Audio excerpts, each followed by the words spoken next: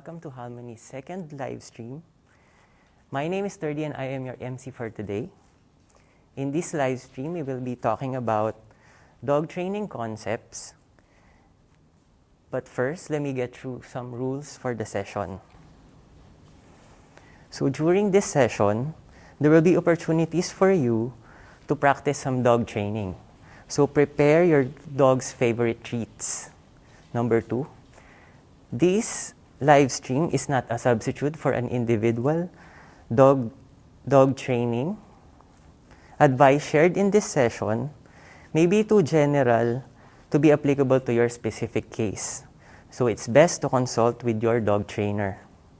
Number 3, there will be a Q&A segment later. So if you have any questions, feel free to comment on YouTube, Facebook, or whatever platform you're watching this.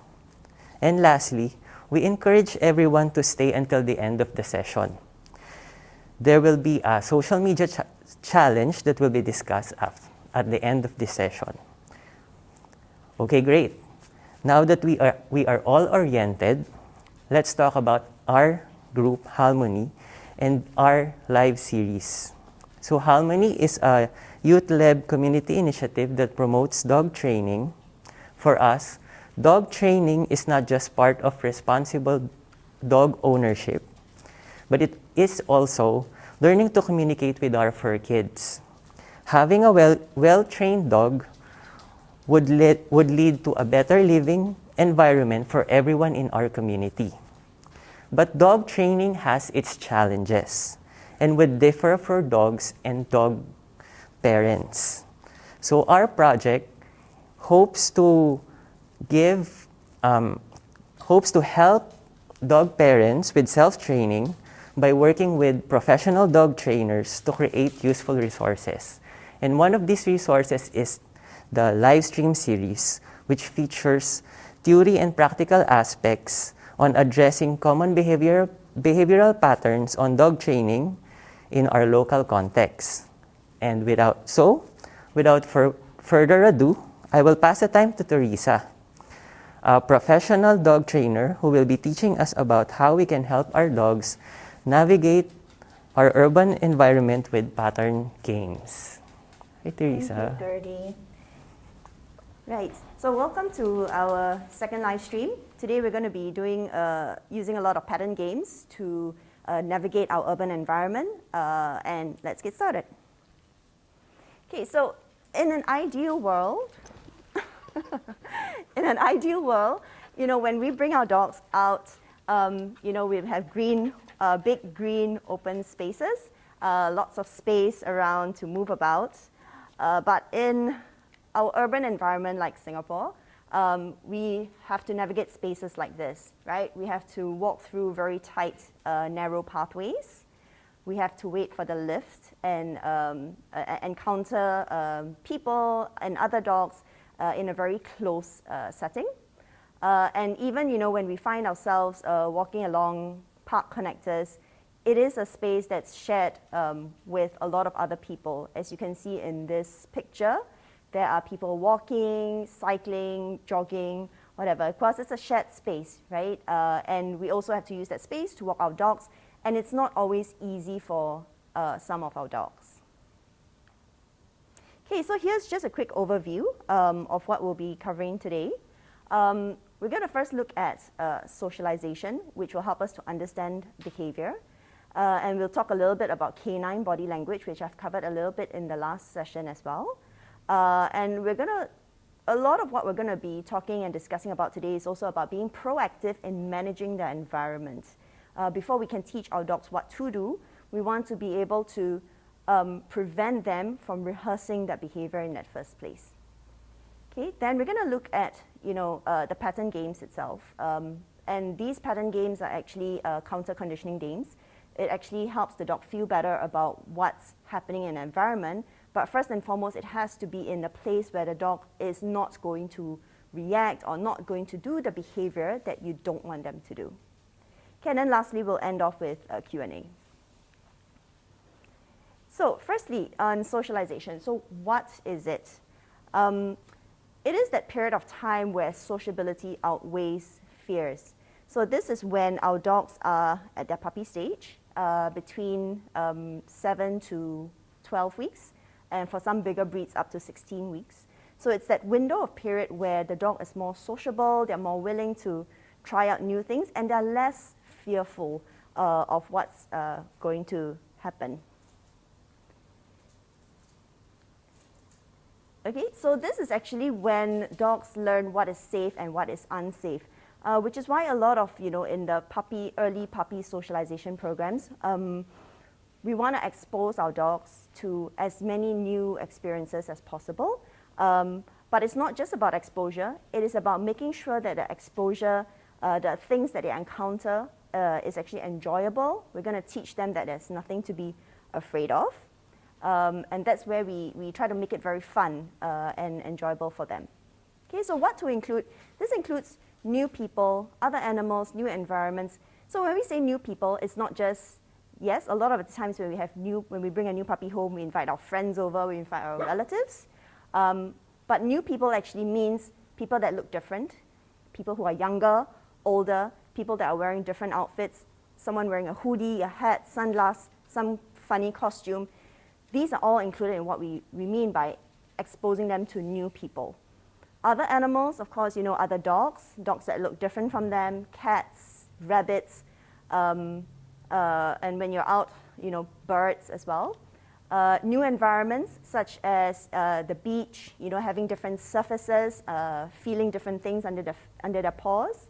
And of course, lastly, different sounds. Right, especially in an urban environment, they're going to encounter so many different sounds, right? The big trucks and buses when you're waiting at the traffic light. Thunder in our tropical climate is such a huge thing. And that's also something that we want to proactively introduce to our young puppies when they are still in a very, very sociable phase in their life. Okay? And then lastly, how do we do it? We want to use a lot of treats. We want to pair the thing with very enjoyable stuff. If you're bringing a dog out and your dog is unable to eat, quite likely that situation is already really stressful for the dog. Then I would, take many steps back. Start at the place where your dog is able to eat, right? And it's not just eating. Some dogs love to play. So if play is really, really fun for them, when, let's say, the thunder goes off, boom, and like, yeah, good, and then we can go and play tug. Right? So then over time, after many repetitions, whenever the dog hears thunder, he's going to remember, oh, I had such a great time playing with mom whenever I heard this sound. Okay, so before we want to talk about socializing our dogs, we need to be able to read their body language because that's how they communicate. They communicate their discomfort and the desire to end that interaction with that situation by using their bodies. Okay, and in this canine letter of aggression, what this is really saying is that the dog will escalate their communication when the more subtle signals are ignored. And oftentimes, as dog owners and when we're interacting with our animals, it's very, very easy to miss the subtle signals that they tend to give off, such as, for example, turning head away, licking their lips out of context. If there's no food and I kind of try to touch the dog and the dog licks their lips, he's telling me that he's not so comfortable, he's not so cool with my hand reaching out to him, right? Or if he suddenly yawns, right? If I touch him and he suddenly yawns, he was not comfortable with that, right? And if we don't give them space, we don't back off, that's when the dog will start to learn to escalate their communication. Okay? And lastly, do not punish what the dog is communicating. Oftentimes, you hear when a dog growls, people will shout at the dog, hit the dog, or do something punishing to the dog. And this just teaches the dog that, right, I should never growl, I should just jump to the next stage of biting. And that's where a lot of times dogs, for dogs who have a history of biting, you start to realize that they no longer give you the early signals, they just jump straight to a bite because they've realized and they've learned that, I've tried to communicate so many times that I'm not comfortable, but it did nothing to get the person to back away. But as soon as I bite, immediately the hand goes away, right? It's very natural. Dog bites, you pull your hand away, the dog achieves the outcome that it wants. So you're going to take a very quick look at this video. This video is going to show, so if you see the signs that the dog is giving off, the blinking, the yawning that you saw just now, the lip licking, that stretch, he's trying to diffuse the situation. The ears are being pulled back. And you see the tail is wagging, and this is oftentimes what people tend to misinterpret as the dog enjoying itself. You see that yawn again. The dog is also avoiding eye contact with the baby. So even though the dog is wagging the tail, it's a very nervous wag. The dog is not saying that he's happy just because the tail is wagging. Look at the dog's face. There's so many things in that dog's face that tells us this situation is really not comfortable for it. Okay, so these are two resources that I highly recommend. If you have the time and if you're really, really interested, The Canine Body Language by Brenda Aloff is a really good book, but it's also very thick. So I would say if you are a real enthusiast, you'll probably go for that. But if not, I think, for most of us, just the book by Doggy Language by Lily Chin is sufficient enough because it's well illustrated. It shows you all the dog signals, and it also shows you the difference between a dog offering the belly. Oftentimes we think, the dog offering the belly is, enjoying it, but it's not quite true all the time, because some dogs do that when they try to appease you. They're actually really stiff when they're offering their bellies to you. Okay, so now we're going to move on to talk about some of the proactive management steps that we're going to take. And these are some of the scenarios we're going to cover today. Firstly, taking the lift. I know it sounds very simple. For most of us, it's just step in, press the lift button, step in, lift door closes. When you reach your desired level, the lift door opens and you step out. We think it's very simple. We do it every day. But I think most of the time, for most of us, I think, we definitely have to take our dogs into the lift with us. So that's something we're going to cover today. We're going to break down each of the steps and discuss them. Okay? And then secondly, encountering things in that environment that your dogs could be concerned about. And then lastly, and very importantly, what to do when you see another dog on a walk. So firstly, in this lift scenario, taking the lift, I'm actually going to break it down into 3 different scenarios. The first scenario is waiting for the lift. So while you're waiting for the lift, think about where do you stand? And where does your dog stand?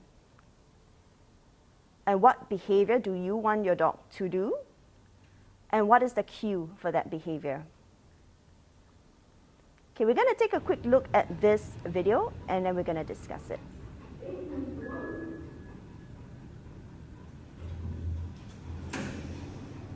1, 2, doors are closing. 3.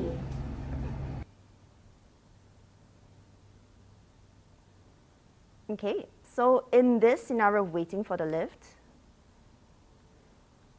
where do I stand? You can either stand more than 1 meter away from the lift or off to the side. So in this video, I was standing off to the side.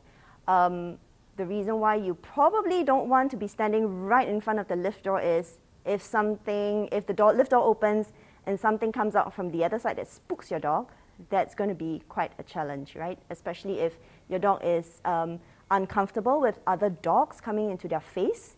That's a very dangerous situation. So I would always make sure that I have enough distance away from the lift door, so that I can keep my dog away as people come out or other dogs come out as well. Okay, and where does your dog stand? Your dog can stand either behind you, between your legs, between you and the wall. So actually in that video, I actually do have a bit more space, but in that example, we were standing just at the side, just so because we don't want to be facing anything that comes out when the lift door is open. Okay, and what behavior do you want your dog to do?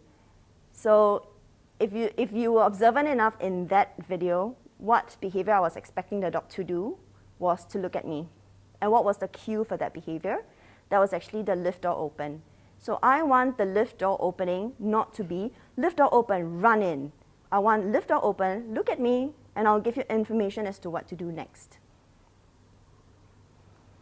Okay, so the pattern games we're going to practice and use in training this behavior is called the up and down and the 1, 2, 3 walking. So now we'll take a look at how that training process of waiting for the lift looks like.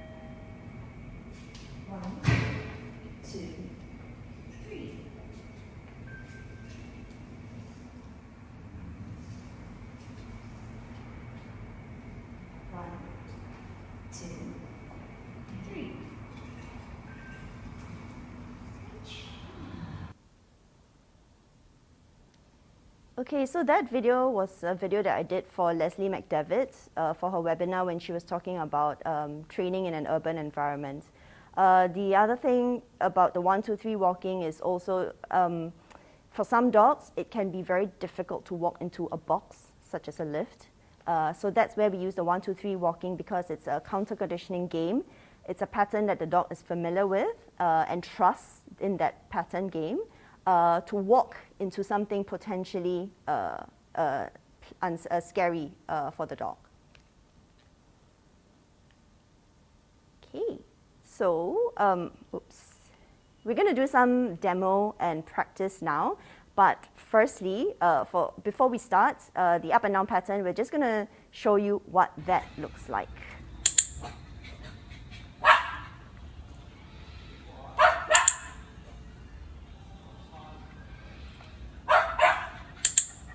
Good. She's doing really well. There's lots of noise going on, but she's still giving you attention. She's giving the food the attention. Yeah. No, she's giving you attention. Because that behavior. Okay. Now we're going to do some exercises and we're going to bring up our live stream participants. We have Celeste and Clara joining us today. Hello. And then I have Crunchy here with me. She's snoozing, but she's gonna do fine. Yes. Okay, so in this up and down pattern game, so first thing you're gonna do is, you're gonna show, she's ready. You're gonna show the dog that you have a treat. So I'm gonna demo it for a little bit and then you guys are gonna practice that, okay? So you're gonna show the dog that you have a treat. You're going to place it on the floor just right in front of them. So we don't want any movement of the legs or anything. We just want that head going up and down, okay? And then when the dog looks back up at you, you're going to mark it with a yes and then place another treat back down on the same place, okay? So see if you can move this way so that everyone can see you. Yes. Yes. Yes, good.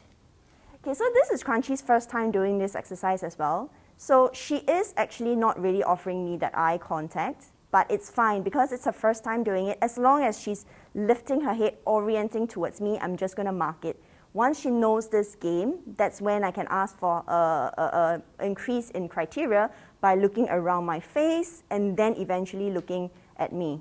Okay, yes. Just going to do it a few more times.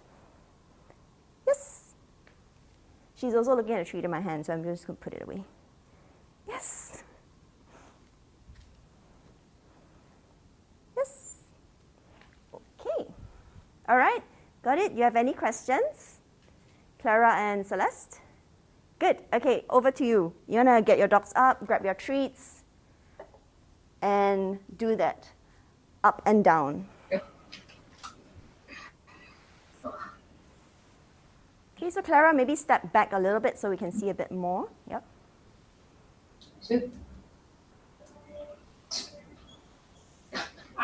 So you're just going to place the treat on the floor between their paws. Great job, Celeste. Just wait for your dog to look up. Yes, mark it. And then place one more on the floor. People cannot see you.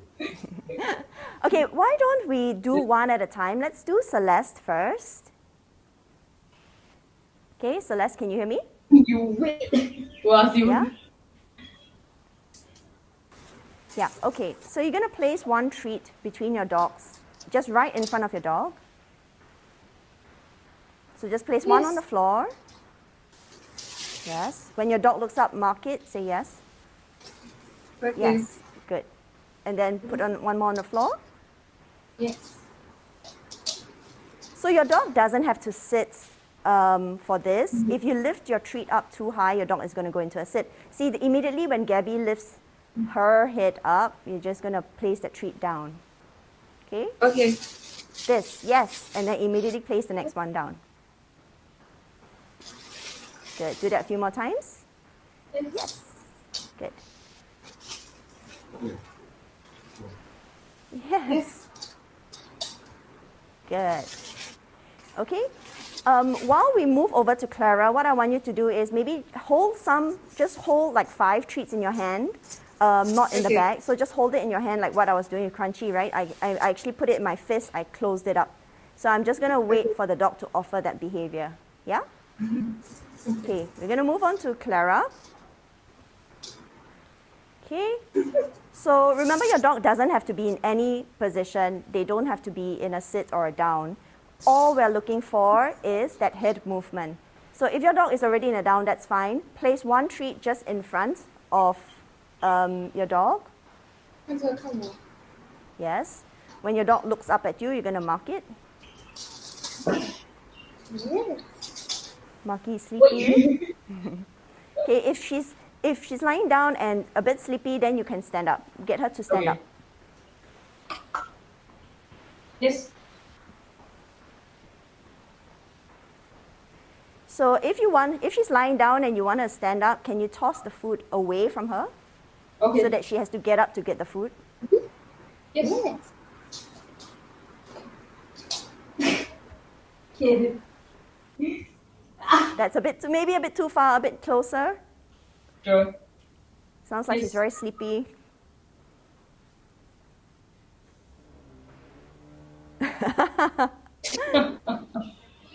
See if you can lure her. Put the foot near her nose and then lure her to get up, to move forward. Yes. Yeah, move forward. Okay, what food are you using, Clara? It's just some treats. ITI. Okay. I have more valuable treats if you need. Yes, yeah, so maybe you might want to switch that up. Because afternoon actually is a very sleepy time for dogs. Most dogs are very snoozy in the afternoon. So your dog could be feeling very sleepy, and being a puppy, right? Puppies need to sleep a lot. Yeah. We need a bit more, yeah, great.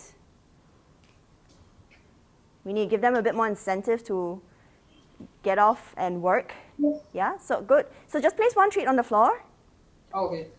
Yep, it's fine. Just place one treat on the Yes. floor, just right between the paws. Yep, good. Yes. Yes, and then another one.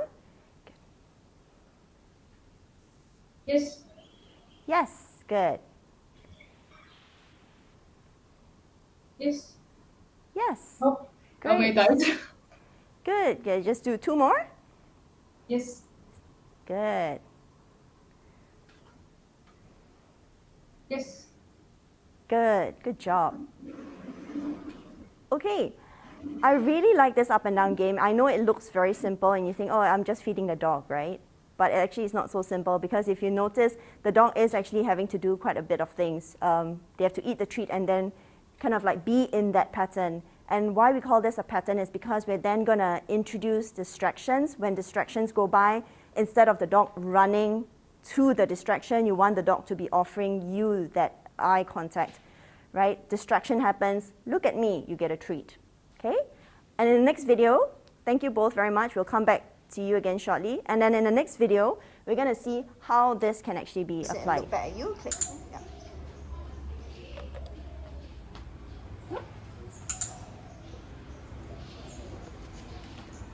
Can we have the video full screen?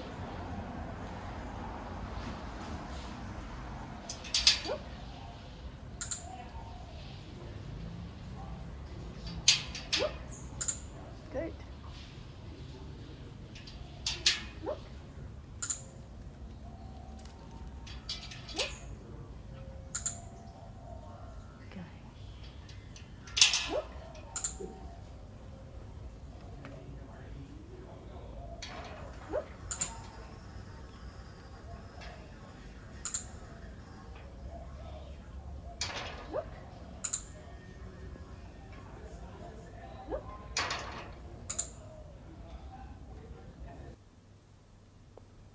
Okay, so what was happening in that video is the dog had issues with someone coming in through the gates, right? And if we look at what sounds and what sights are appearing when somebody enters the gate, the sound of that gate, unlocking is one of the first few things that tells the dog somebody's here, right? And previously what the dog would do is, the sound of the gate happens, they run there and then bark, bark, bark, bark, bark.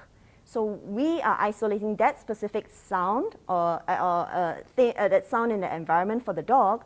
When you hear this gate sound that usually tells you to go there and bark, what do you then do? And this dog was doing that eye contact, which is why the gate was sounding. He was like, I see that distraction.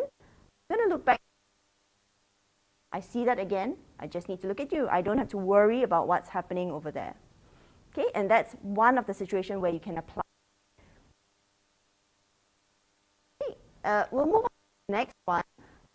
1, 2, 3 pattern, 1, 2, 3 walking pattern. And let's see how that looks like. Okay, now. 1, 2, 3. 1, 2, 3. 1, 2, 3.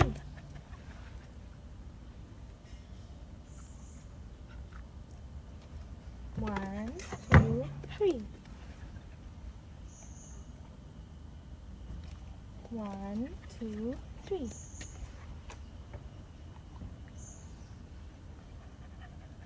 1, 2, 3. 1, 2, 3. 1, 2, 3. 1, 2, 3.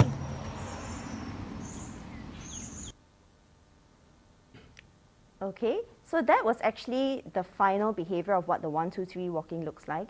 Because after the dog has eaten the treat, the dog is offering that look at the owner to say, okay, let's continue this pattern, right? So this is also very useful when the dog has to walk past very scary stuff in the environment. The dog is there. Okay.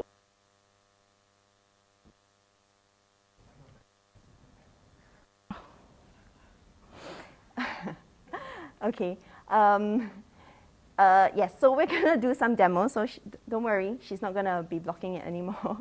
We're going to do a demo of what this 1, 2, 3 walking looks like.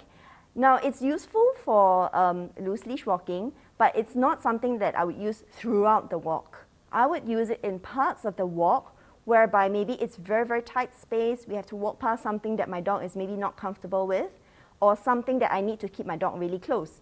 So for example, if I'm walking past, like some shop houses, you have like, restaurants and like stores. I don't want my dog kind of like poking his nose everywhere. That's where I'm gonna do that 1, 2, 3 walking for that stretch, because I want you to keep close with me, pay full attention as we walk past this really tight situation, okay? So it's not something that I will use throughout the walk. It will just be to get from point A to point B in certain parts of your walk. Okay, Crunchy, are you ready? Let's do some exercise. Come on. Okay, careful. All right. So how are we going to start? So you've seen that in that video, actually it's already the final behavior. The dog has had a couple of sessions practicing that already, where the dog knows what 1, 2, 3 means, because when the dog hears 1, he's going to start walking, right? And then in order to initiate the 1, the dog knows that she needs to look up at the owner to start that pattern, right? But when your dog is learning this for the first time, this is how we're going to do it for a start. So if you see what's on screen, we're going to first hold the treat near the dog's nose, and we're going to count backwards. So obviously, in that video that you saw, we're actually, both dog and owner are walking in the same direction, right? But for a start, we're going to first do this, get the dog learning what the 1, 2, 3 means first. So I'm just going to do a little bit of luring. I'm going to show the dog the treat. I'm going to place it near the dog's nose, and then I'm going to move backwards, okay? So see, 1, 2, 3. So I'm holding the treat, I'm luring the dog by counting out loud. So you do have to count out loud for this one, right? And on 3, you release the treat, okay? So I'm going to demo that again. If you can see, I don't know whether you can zoom in or not. 1, 2, 3. 1, 2, 3. 1, 2, 3. So I'm changing my body position slightly, so maybe a bit, difficult for her, because she's suddenly, suddenly something's changed. Am I supposed to be walking with you? 1, 2, 3. 1, 2, 3. 1, 2, 3. 1, 2, 3. Okay? Can we have Celeste up first? Good girl. Okay? So grab a few treats in your hand, maybe just 5 for a start, yeah?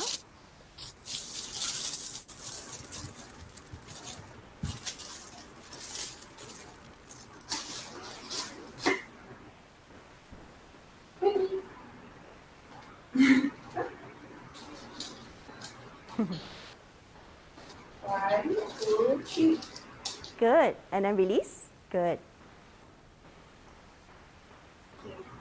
One, Go again. 2, 3. Good. Now go back the other way. Okay. 1, 2, 3. Good. 1, 2, 3. Good job. Do one last one. 1, 2, 3. Good. Good. And I like how you're actually changing your body position a little bit, right? So if you can see me, so initially you're doing this, right? You're doing 1, 2, 3. 1, 2, 3. Your dog is kind of like facing you. But after that, you're actually doing this, right? You're doing 1, 2, 3. Now your dog is no longer squarely facing you. Your dog is kind of like at the side somewhat, which is a very useful transition, because eventually what you want to do is actually walk in the same direction as your dog, right? So when I was doing it with Crunchy just now, if I'm doing it like this, and then I suddenly do it like this, it can be quite difficult for the dog. So what you're doing, like, walking this way could be a good transition, right? Eventually, because you want to be walking in the same direction as your dog, right? Okay, Yeah. Let's have Clara.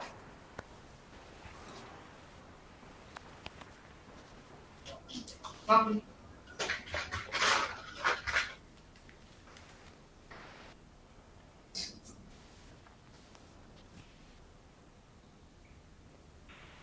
One, 2, 3. Good. Release on 3. Good. 1, 2, 3. Good.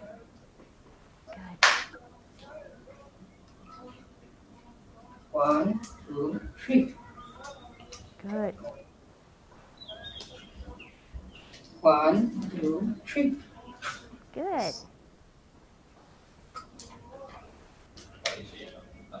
Great. Looks good. Really looks really good, Clara. So I'm just going to show you another slight transition of what you guys can do. Because, we've started with luring from the mouse, right? 1, 2, 3. Okay. You can, once your dog knows what the 1, 2, 3 is, you can start to, when you are luring, right now I'm luring right in front of her nose, right? But you can start to lure a little bit higher if the dog already knows. So let's say I'm going to start here. 1, 2, 3.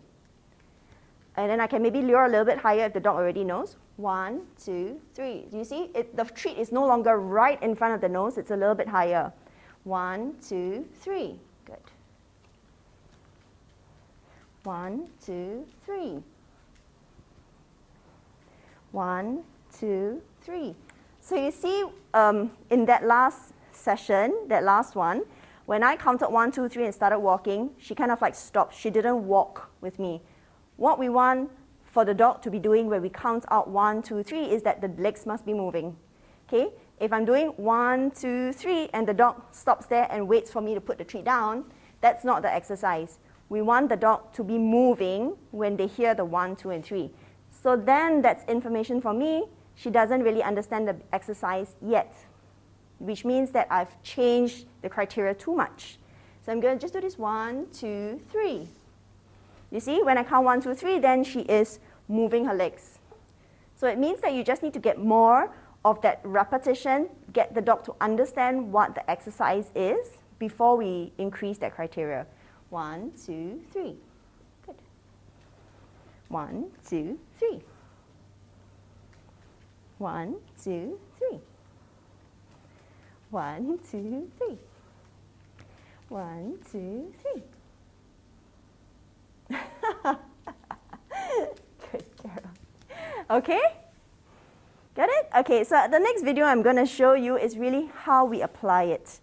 Okay, so in this video, we're doing it indoors still, but it's 2 dogs in a household. Sorry, hang on a while. So it's 2 dogs in a household, and that other dog can get distracted when, people are around and playing with her sister. It's hard for her to kind of like walk away. So we're using that kind of like setup in the house. I was with the other dog, and the owner is working with that dog, being able to walk past using the 1, 2, 3, looking at the sister and me kind of like interacting and having fun. Okay, can we have the video on full screen? 1, 2, 3. Hi. Hi. Yeah. 1, 2, Good.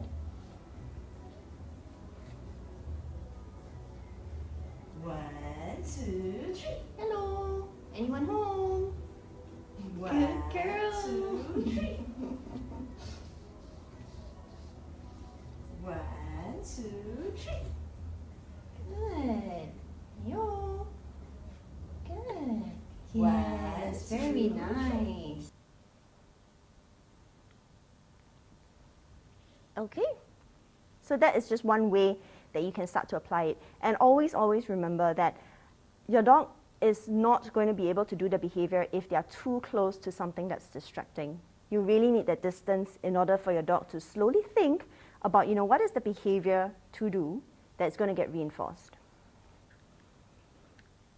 Okay, so the next scenario, standing inside the lift. So again, where do you stand? I would stand furthest away from the door. Where does your dog stand? I would put my dog behind me. For some owners, I know they put their dogs between their legs, so that helps the dog feel safe as well. What behavior do I want the dog to do? I want maybe 4 paws on the floor. You stay in position. Don't kind of like try to move about too much. Okay? And then what's the cue for that behavior? The lift is moving. Doors are closed. The lift is moving. Okay? And the pattern game to use for this is the up and down. So when your dog is in position, that's where you can just do that up and down. Lift is moving, just do that up and down, eat the treats, stay in position, all 4 paws on the floor. Okay, and the third scenario of exiting the lift. So again, this is very similar to waiting for the lift. Really, where do you stand? Again, furthest away from the door. Dog is behind me. What do I want the dog to do? right? Stay in position. When the lift door opens, look at me. And you know, this has actually helped us so many times when, you know, you're taking a lift, somebody presses the lift on your way down, lift door opens, you know, you don't want your dog to kind of like be running out, because some people are also really scared of dogs. You know, if the lift door opens, they don't want a dog kind of like charging out at them. So it's also going to be helpful for your neighbors if you have your dog in place, not moving, so even when the lift door opens, they're still in place. So again, we're going to use the same exercises up and down, and 1, 2, 3 walking. And we're going to show you the final behavior of what this looks like.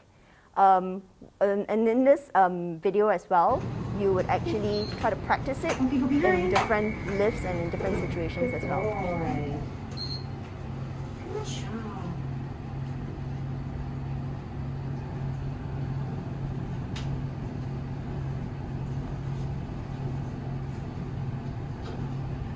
So in this scenario, actually, while we're taking the lift, I would actually do the up and down, but because my dog already knows it, so I'm just feeding it directly to the mouth. Good.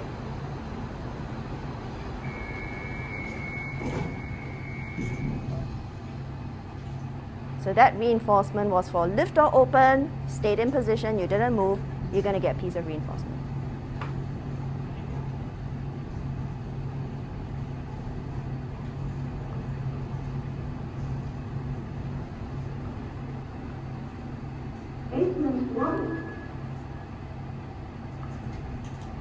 Good. Okay.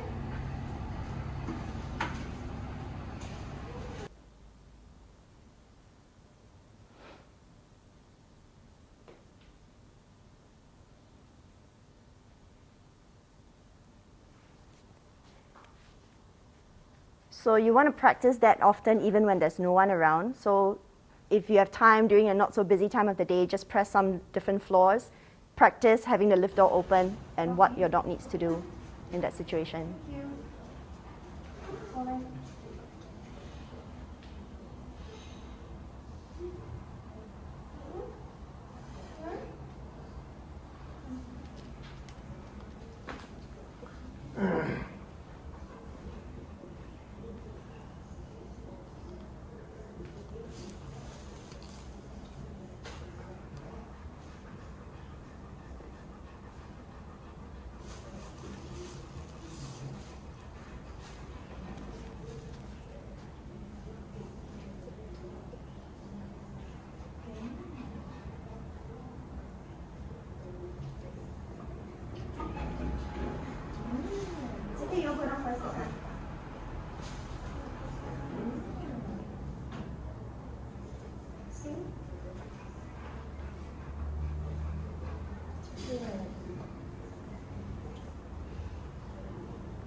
Okay, I think we can move on from the video because it's pretty much the same thing later on as well. Okay, now move on to the next scenario.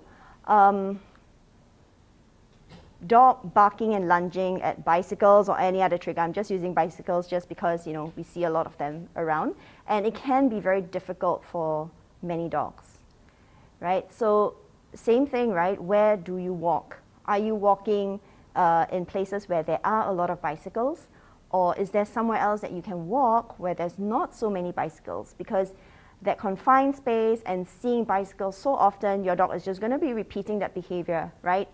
The cyclist doesn't know what's happening, but when he appears, your dog barks, he's just continuing on to cycle, right? So to your dog, he thinks that when the bikes appear, I bark, it goes away.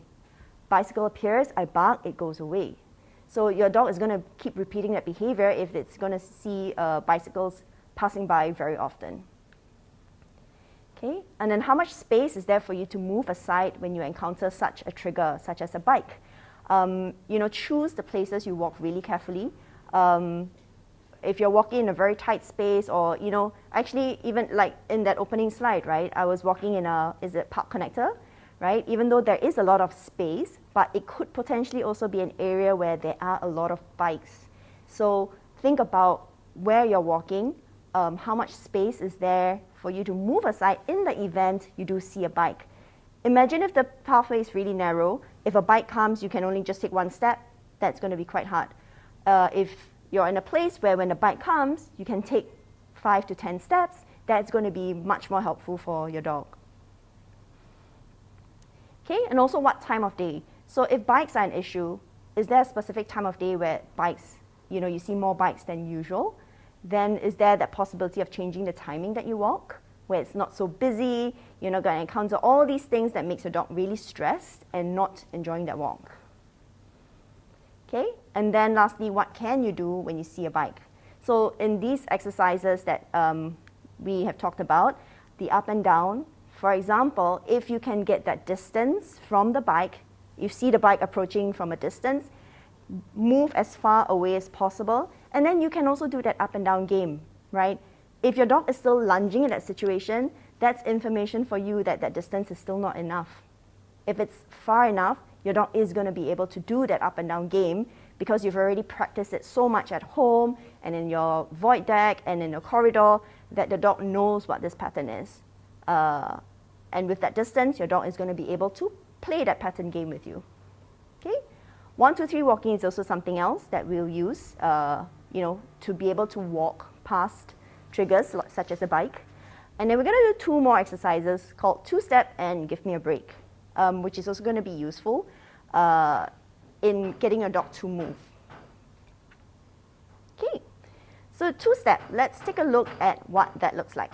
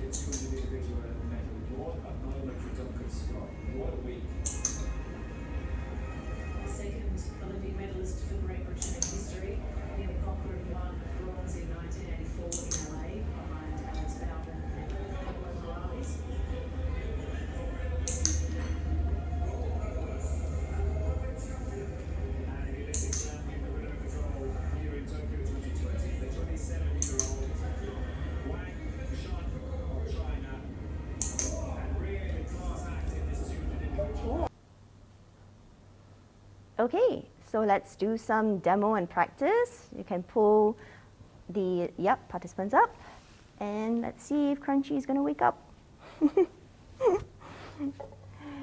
Okay, so again, this 2-step exercise looks like it's really simple. You're just dropping treats, but it's not so simple. I will show you with Crunchy because she doesn't know this exercise, and she may not know that what is the behavior in order to get the next one. Okay. So first, we're going to place that treat down. I'm going to walk away. And you will see Crunchy doesn't follow me because she doesn't know what this game is about. But as long as she's first orienting towards me, I'm just going to mark it, right? I'm not going to ask for the sky on her first attempt. As long as she's kind of like orienting to me, looking at me, I'm going to mark it and give her the next one, okay? Yes. Yes. Yes. Yes. Yes. Yes. Yes. Yes. Yes. Good. Okay, so I was deliberately doing that to show you that actually after eating the treat, she can reorient it to me, right? Because when I change direction, then that's easier for you to see that she's orienting towards me for the next treat. Okay, so let's start with Celeste first. So grab some treats in your hand, maybe about 5 treats or so.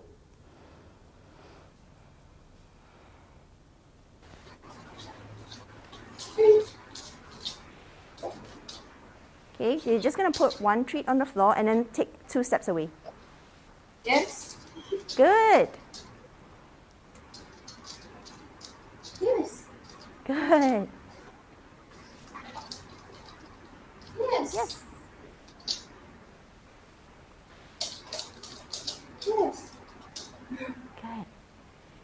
So Celeste, I think you can mark it the moment Gabby starts to walk.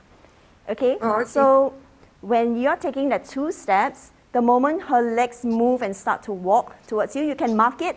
But when you deliver the treat, it's still going to be next to you because you have marked that the starting of that movement towards you. But in order to get the reinforcement, she has to be next to you. Okay? Oh, okay. Great. Okay, let's look at Clara. She's going to grab maybe 5 treats or so.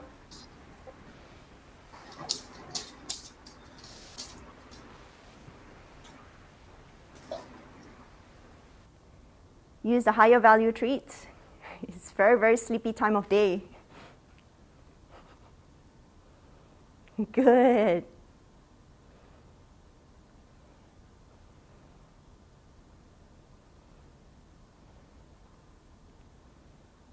Good. Mark it? Yes, good.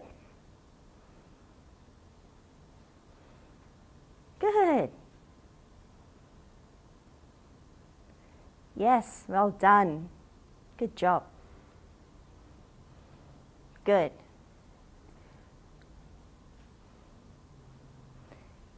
Fantastic.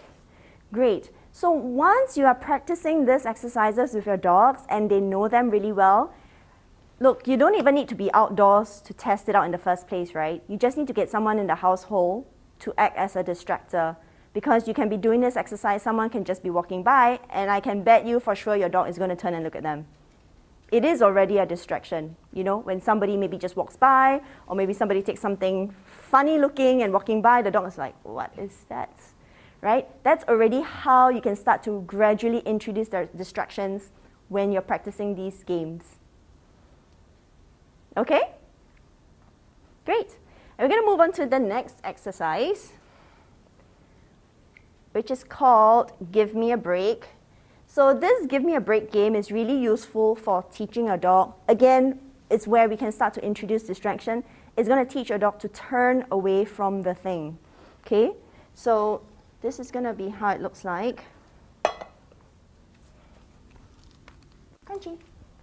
Okay, I'm going to place a treat down and I'm going to walk away. So for example, I'm going to sit here. Yes.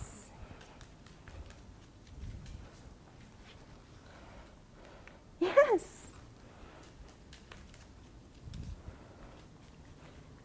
Yes. So say there was something distracting here, and I want her to turn away from it. This is the exercise to use, because when the dog finishes eating the treat, they're going to look at the distracting thing and then turn away from it, because that's part of the pattern, right? I eat the treat, turn back to you, eat the treat, turn back to you. What we're trying to do is make this distraction an environmental cue so that in future, when the dog sees it, okay, this is the thing, I need to turn back to you, right? Yeah? If you've practiced it enough, that's what your dog is going to learn. And Crunchy is very tired already. So you see, I told you afternoon is a very, very sleepy time of day. Okay? So let's try it, and then I'm going to talk you through the exercise. So let's have Celeste up first.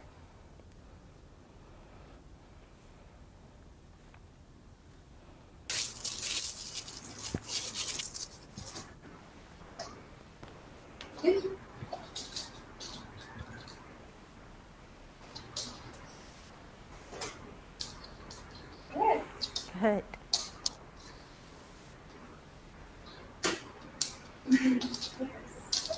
Good. Yes.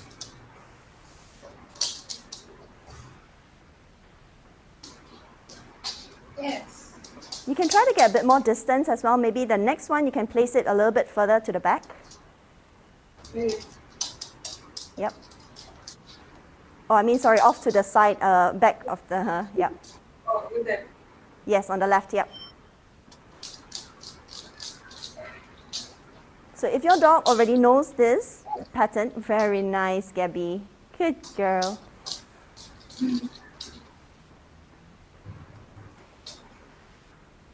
Yes. Good. So you can see this can be applied in many, many situations. Later I'll show you that video as well.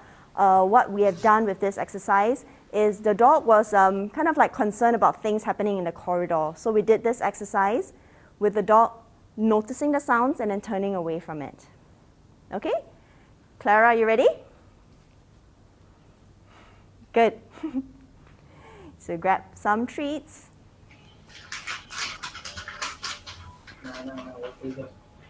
So you can maybe use the room door as like a distractor. So you can place a treat just somewhere next to the cupboard.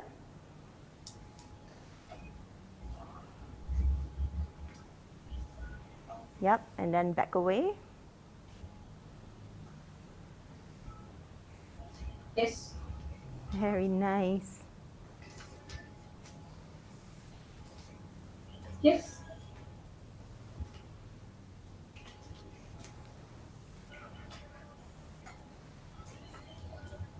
Yes. Good.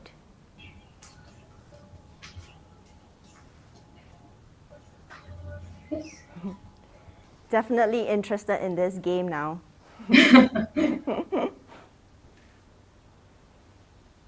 Yes. Good job.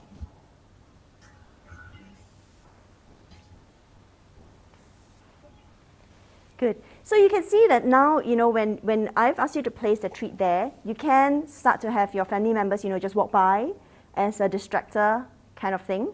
And then you can gradually build on that. Yeah? Okay, so we're going to play that video and then show you what that looks like in one of my client's dogs, who's very adorable.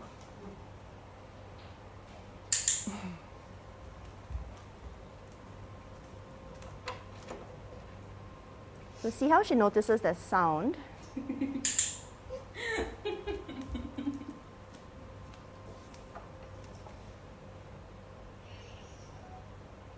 So I think I was kind of playing with the doorknob as well, because this is also something I can use to teach the dog when the door opens, I want you to turn away from it.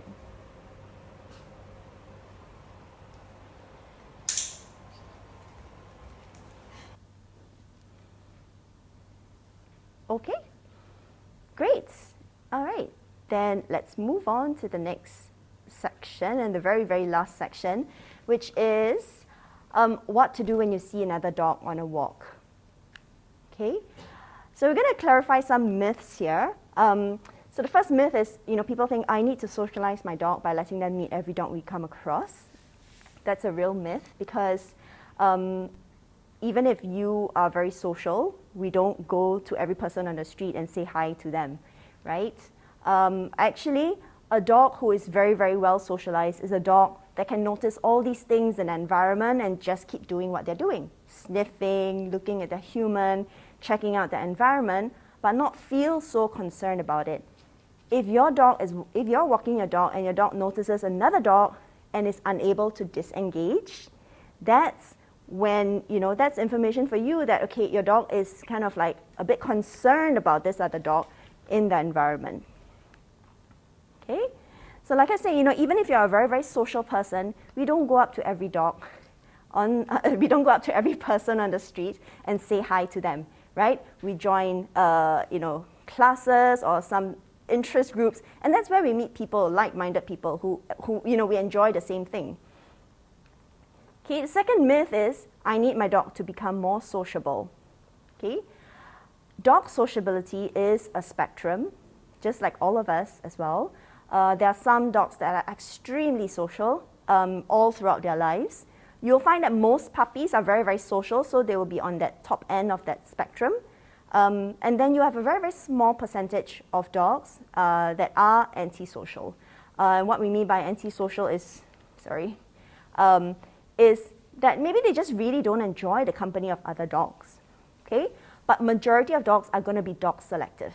And as a puppy grows up, for most puppies, they move from being very, very dog social to becoming dog selective. They're going to enjoy the company of some dogs, but not necessarily all dogs. And we don't have to force them to enjoy the company of every dog, right?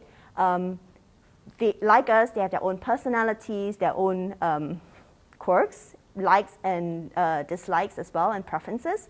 So it's really their choice. They do not have to like every dog that they meet. Okay, so what do you do? Firstly, you want to keep a distance of at least 3 meters. If the other dog, so like I say, if I'm walking my dog, and if we come across a dog and the dog looks at us, unable to take their eyes off us, I'm going to walk even further. Because yes, that dog may be friendly, but the thing is, sometimes by the time you get too close, the dog figures out, oh, actually this is not a dog that I like. I've sniffed you out now and I don't really like you. I might then lunge at you. Okay? You want to keep a short but loose leash. So what I mean by short but loose leash is, let's see if I can just demo it on Crunchy here very quickly. Yes. Thank you. Okay. So what I mean by a short but loose leash is that I'm going to hold it pretty short, but it's not going to be tight. Okay? So if I'm going to pass by a dog, I'm not going to make sure that, oh, there's so much tension here, so the dog is feeling the tension in the leash as we pass by this other dog. Okay? You want to keep it short because in case your dog decides to lunge, you can actually hold them back, right? Just like if you are actually walking by the road, if say you're really close by the road, you're not going to be pulling your dog like this as you're walking. You want to keep it short, so in case if your dog happens to take a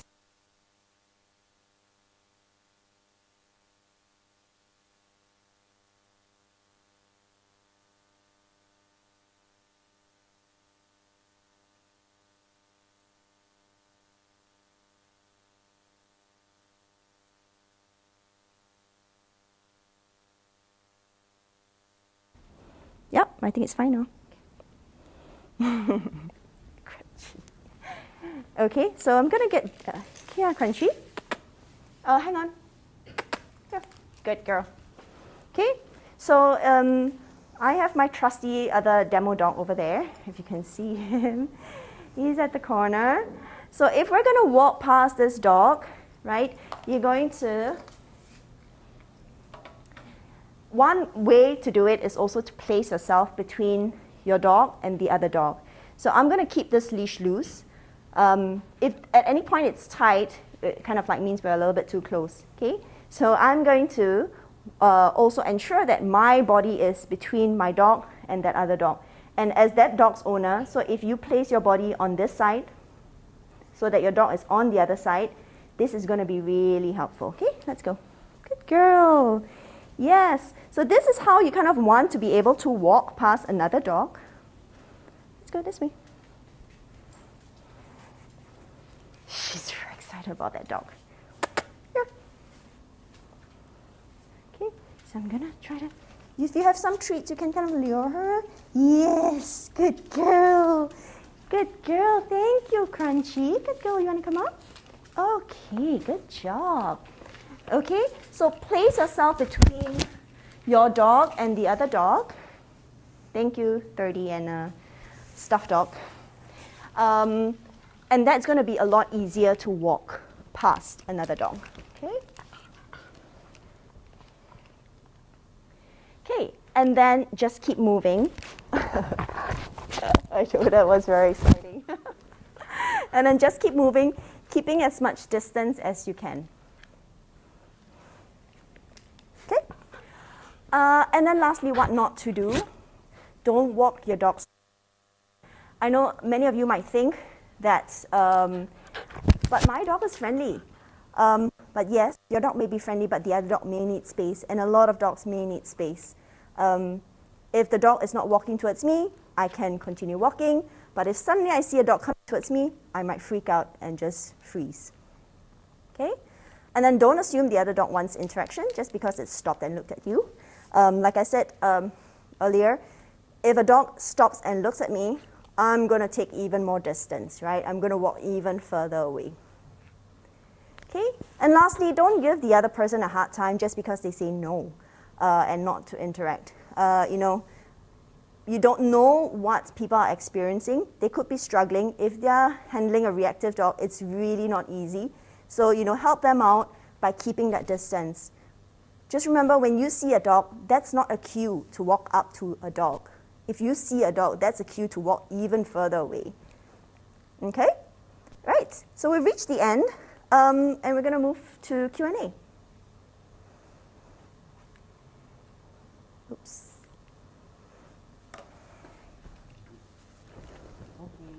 So thanks, Theresa, for sharing those pattern games that would be helpful to our daily activities. So now we've come to the Q&A part of the session. So let's see some questions. Okay, so Claire Elizabeth was asking during the up and down pattern. So she noticed that a cue has been added in that video. Is the aim to add a cue for the dog to look up? I guess she's asking about the applying it video. Yes, so actually that was kind of transitioning into another game, which is what we call Look at That. And the Look at That game is really for the dog and you to communicate, for the dog to communicate to you that, look, I saw something, did you see that? Right, so we're gonna ask the dog, the owner in that video was saying, look, but actually a lot of times when I'm talking to my dog, I'm like, where's the dog? And the dog's like, there.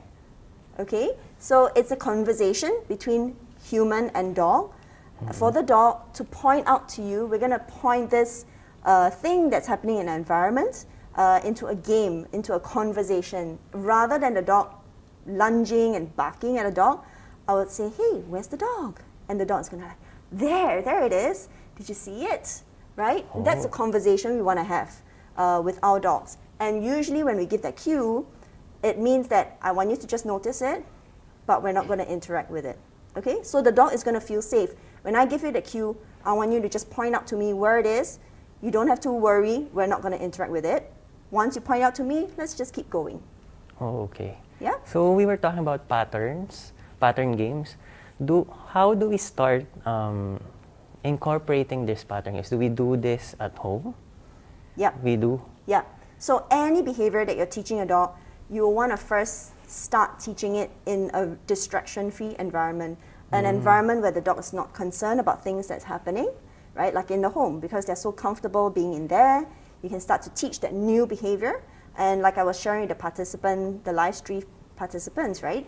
You can start to gradually introduce distraction. Even something as simple as somebody walking past in the household is a good first distraction, right? Then you gradually increase it by maybe practicing in the corridor, and then maybe down in the lobby, before you even take it further out. Oh, because I was asking that because I have an excitable dog. Okay. Whenever we go out, the training that we do goes away. Yeah.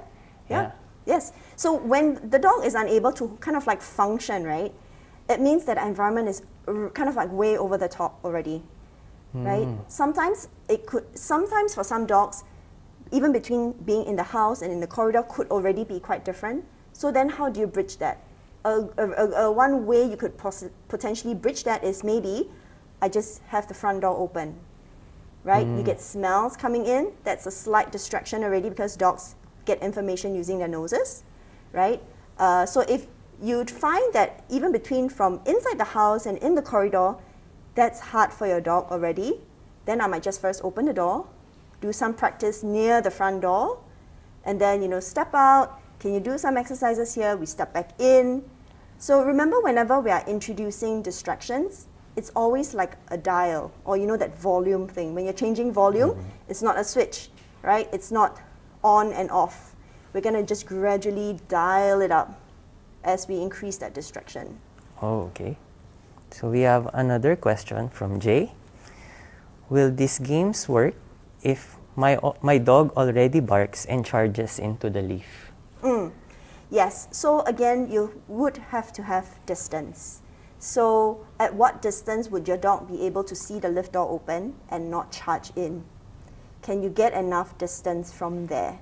Right? I don't know how this person's setup is like, but if your house lift doesn't work, maybe try to find another lift or go by a different way to be able to get enough distance so that, I see the lift door opening, yes, I can look up at you.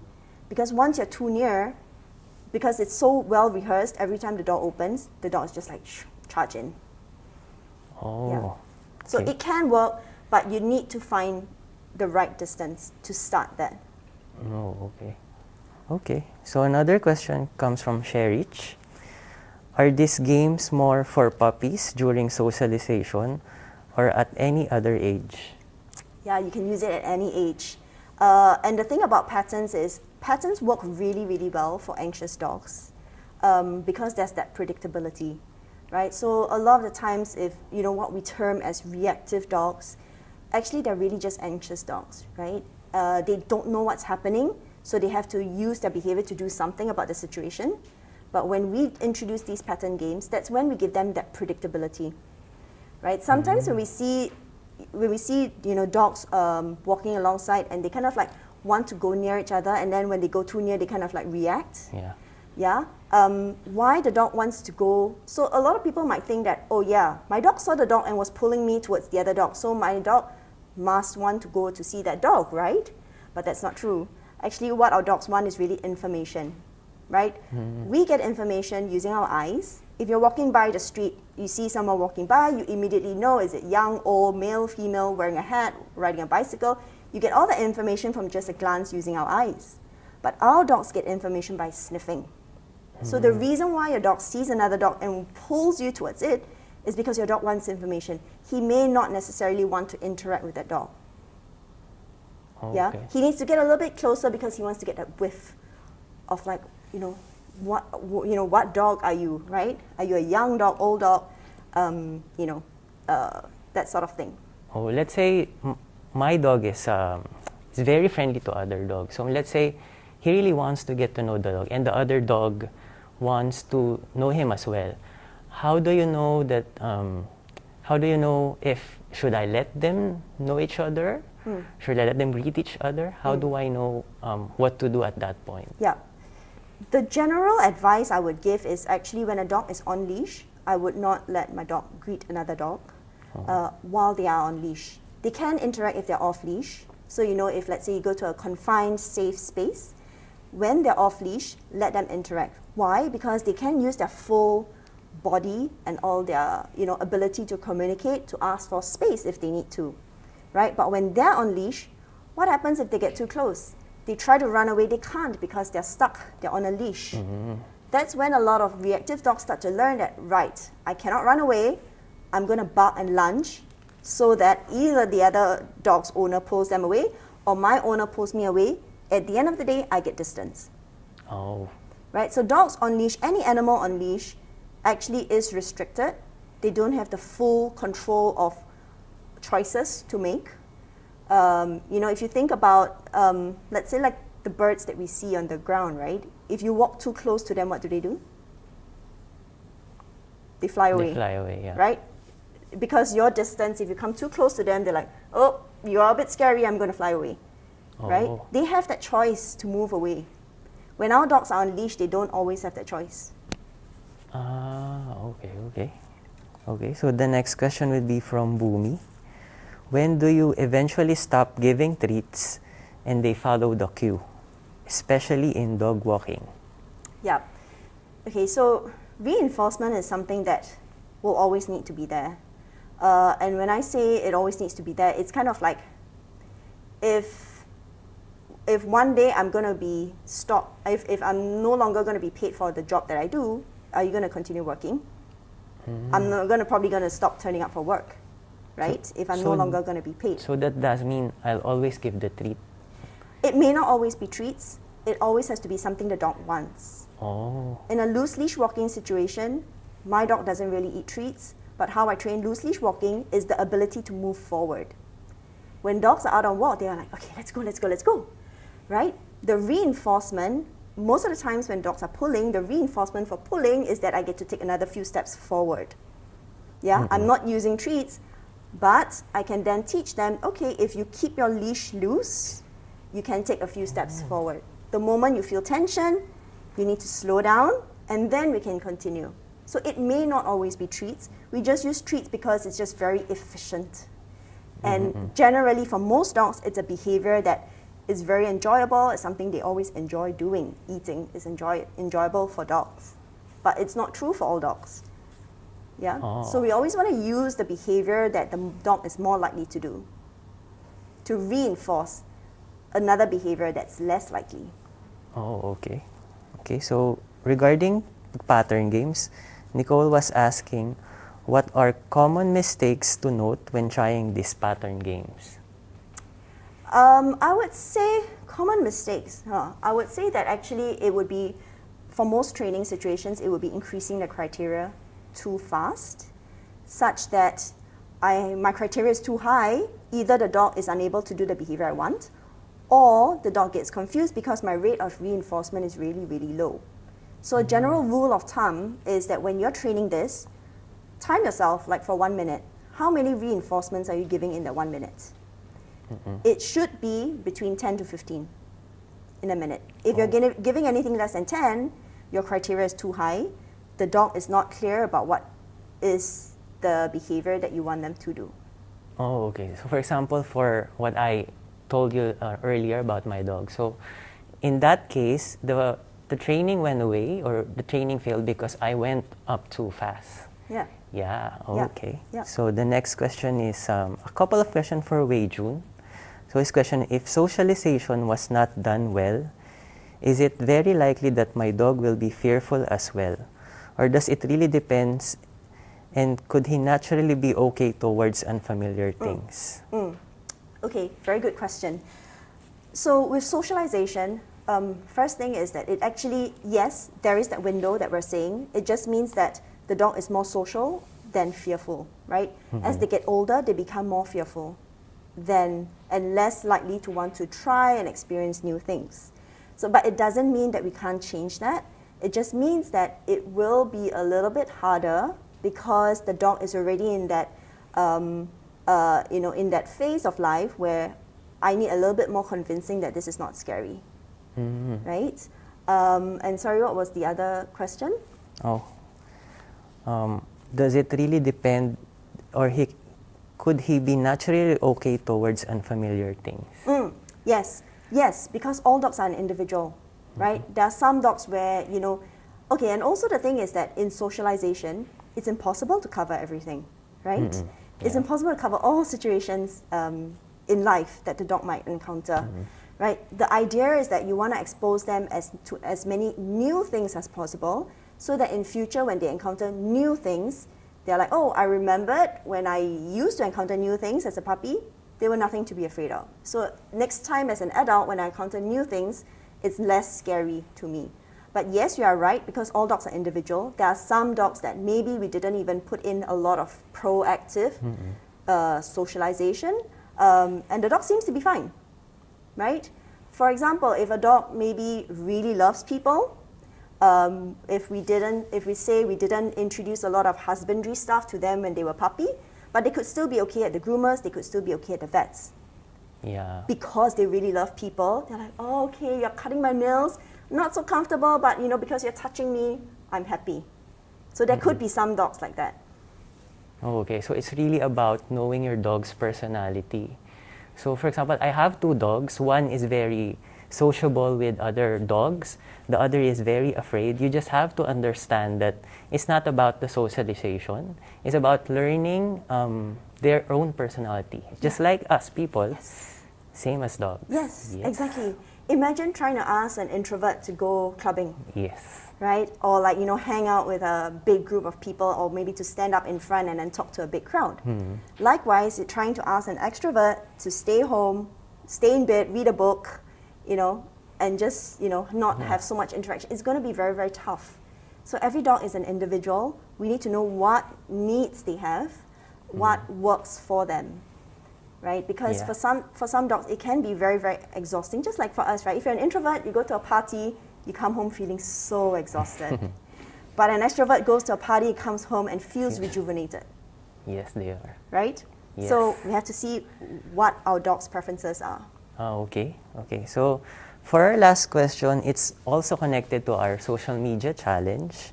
So the question is, can you share examples on how we can use the pattern games to our daily lives? Yeah, it can be used in so many situations.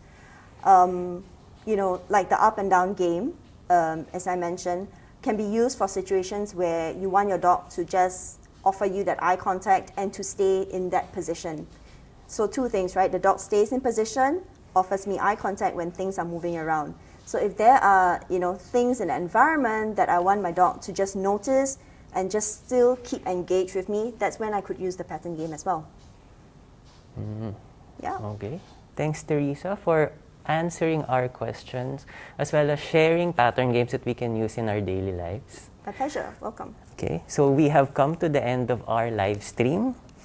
But before we end this activity, we'll talk about the social media challenge. So basically, whatever we learned in today's session, we apply to our daily lives. Information will be posted in our social media platforms, Facebook, Instagram. Just search for HAImony SG.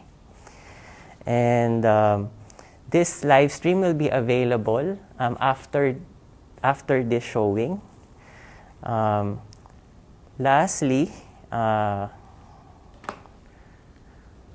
we'd also like to hear your feedback. So just scan the QR code and let us know how we can improve for our next session, which will be on May 2022. Okay. Also, we have Telegram groups. You can also check the lower QR code. There, we're also holding Q&As with professional dog trainers every month. Okay. Thank you, everyone. Yay.